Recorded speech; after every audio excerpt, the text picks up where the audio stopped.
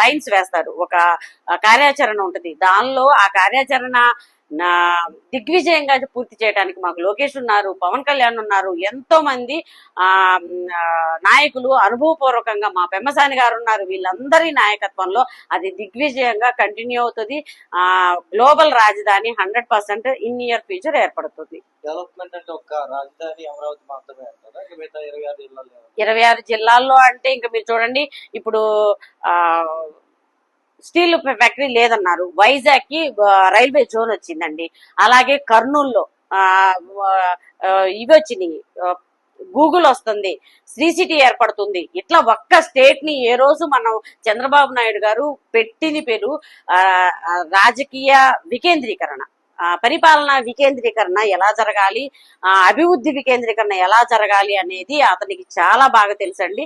ప్రతి పట్టణాల్లో కూడా ఇప్పటికి 66 కంపెనీలతో లులుది మళ్ళీ వచ్చింది, గూగుల్ తో ఒప్పందం చేసుకుంటున్నాము, ఇంకా చాలా కంపెనీస్ ఉన్నాయి. ప్రతిదీ చెప్పుకుంటూ పోతే 66 మంచి నేషనల్ ఇంటర్నేషనల్ కంపెనీస్ మనకు వచ్చినాయండి. ఎల్జీ, చిన్నయి, పెద్దయి, సెల్కాన్, ఇవన్నీ మళ్ళీ పునరుద్ధరిస్తున్నాం.